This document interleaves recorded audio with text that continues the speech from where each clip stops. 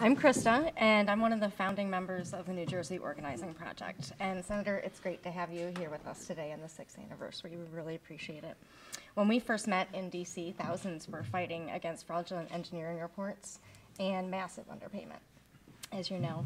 And according to our report in 2017, The Long Road Home, over 48% of New Jerseyans filed a claim in excess of $150,000, yet only 5% actually received that amount. The rest had to fight. And because you listened and pushed to reopen FEMA claims, our members and other Sandy families got almost $260 million in additional funding. That's amazing. But people like me had to fight. So my town and my house were flooded for 7 days.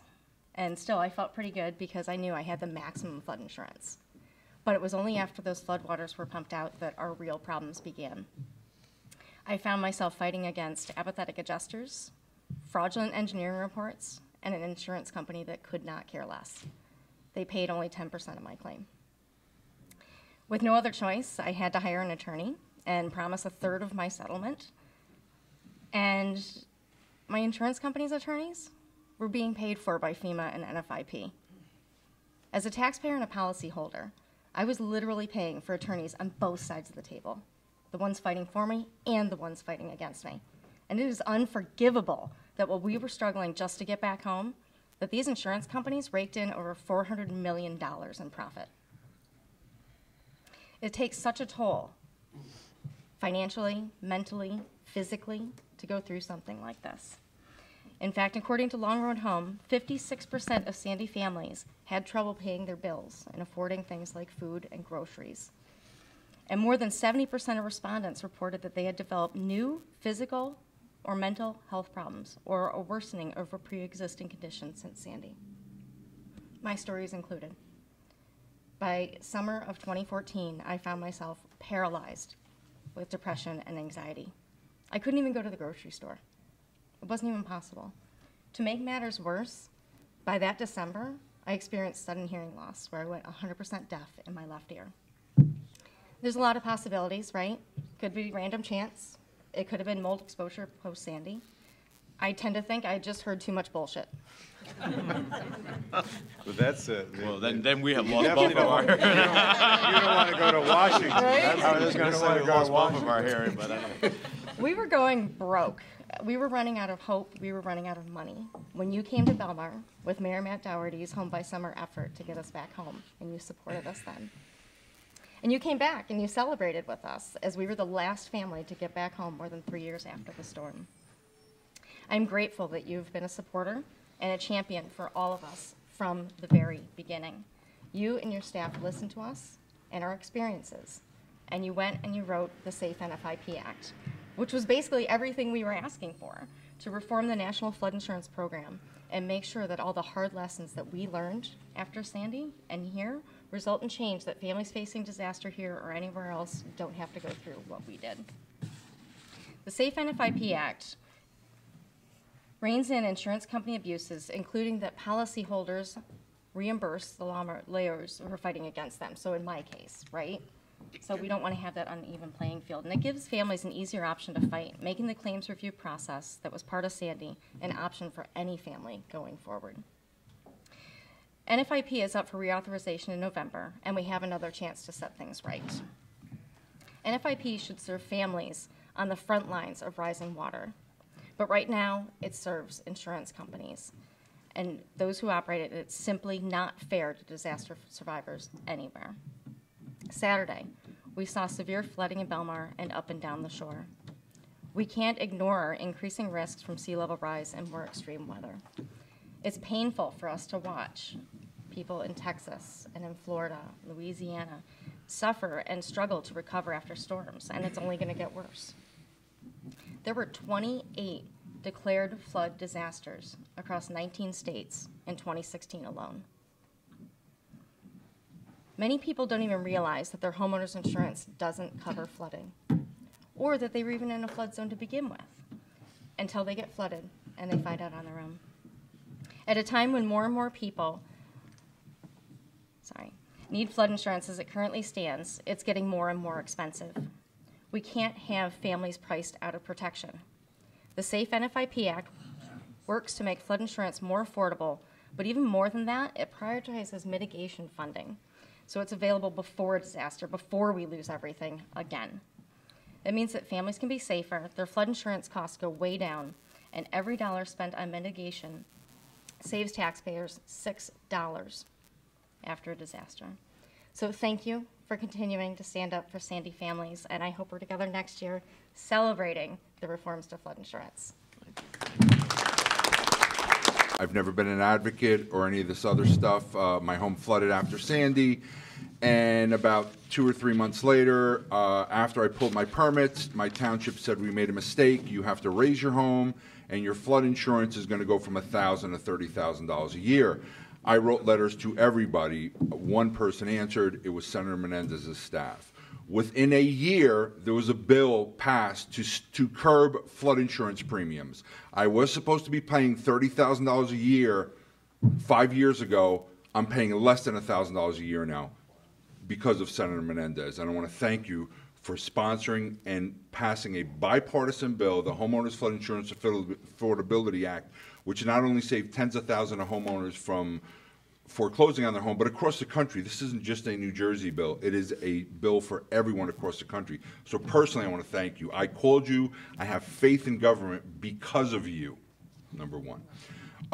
Number two is I just started reading up, and you had gotten, correct me if I'm wrong, some of the dune funding originally. Is that correct?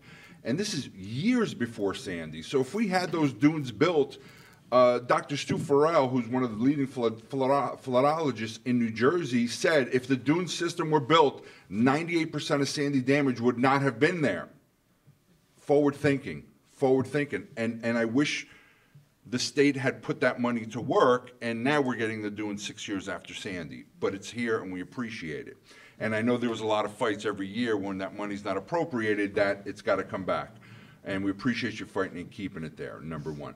Number two is, in terms of the Sandy fraud and the Sandy claims, I mean, you put everybody on the spot, and you had the hearing, and you got us hundreds of millions of dollars, and I appreciate that, okay? And everybody here, I think, appreciates that.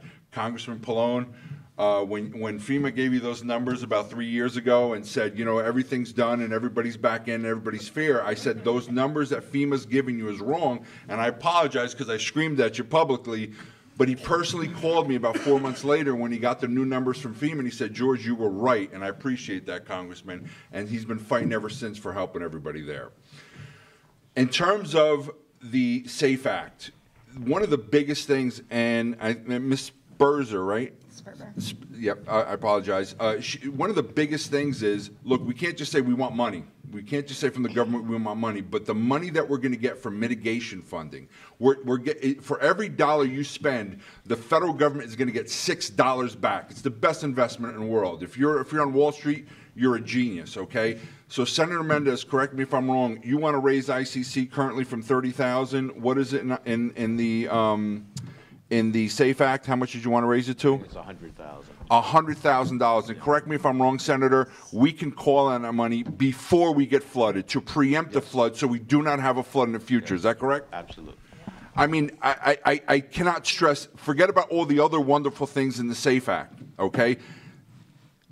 Getting that money to prevent a flood is the way we have to move forward. It's the only way. There's no other way around it, okay? And that's it. And then the last thing is, you look back with Senator Menendez with the dune funding, almost like he had he knew this was going to happen. Now let's look forward. And I've been talking with Senator Menendez's staff and also Congressman Pallone's staff about the Back Bay flooding. And this is going to cost tens of billions of dollars. Now we're looking forward again, okay? And this is the kind of government that I want. And again, I was one of those skeptics where, you know, government was slow and inefficient. And I will tell you, I wrote a letter to Senator Menendez's staff, and they have never stopped working for me. And thank you again, Congressman and Senator. I appreciate it. Thank you, George. My name is Carol Ferrioli, and my husband Jim and I were only dating 4 months, I'm sorry, when Superstorm Sandy hit. And we were out of town, and when we came back, we lost our home and everything in it. And that is just the beginning of our troubles. We got married last year, April 2017, and then 2 months later, I was diagnosed with cancer. So over our first year of marriage, by trying to get home from Sandy and my struggle to defeat cancer, our whole relationship has been about Hurricane Sandy. And that's why I'm pretty sure we're married today. Boy, we have learned a lot about this storm and our efforts to get home, which construction still to this day has not even been started. There has been very few bright lights in this last 6 years. And to start off, we were underpaid by our flood insurance. We struggled to get into the REM program. And then we hired a contractor who was an approved REM contractor, Jamie Lawson of J&N Construction, where he left New Jersey after being indicted by fraud. And before he did that, he raised our home, and it's improperly raised, and it's ready to collapse. We have to demolish our home now. And unfortunately, with the funding that we still have left, we will have a much smaller home. Jamie Lawson took over 35 victims of $1.8 million in New Jersey. He did this in 4 other states, an armed robbery in 2 others before coming to New Jersey. And then we were told by our prosecutor that they are not allowed to run a background check on anybody applying for a contractor license. Well, that was a rude awakening. So we got a sentence of 10 years after a year of waiting and being postponed several times. And he can be paroled at 2.5. With time served, he could be out in a year. And will we, at this point, be lucky our house even gets started? We are working with a nonprofit right now to rebuild and still jumping through hoops to get things started, as well as having Jamie Lawson's equipment removed from our home and to get enough funding for our home. We struggled financially to pay our mortgage on our home. That's not livable, and we took advantage of the Foreclosure Act. New Jersey Organizational Group worked to pass, which meeting this group has been one of the best things that Jim and I have experienced, and thank goodness for them. But unfortunately, after we got approved for the Forbearance Act, our mortgage company, Mr. Cooper, would not accept it.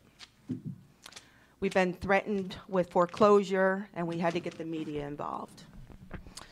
But good news, Mr. Senator Menendez, with you and your colleagues, you fought to reopen our NFIP claim. We took advantage of that too, and we received an additional $40,000, so thank you very much. Thank goodness we had that funding as we continue to figure out our way back home. And JOP was also working with us to help us with getting our mortgage company, Mr. Cooper, to acknowledge our Forbearance Act. And so Amanda and I met to go over some paperwork. And then she saw our flood insurance bill.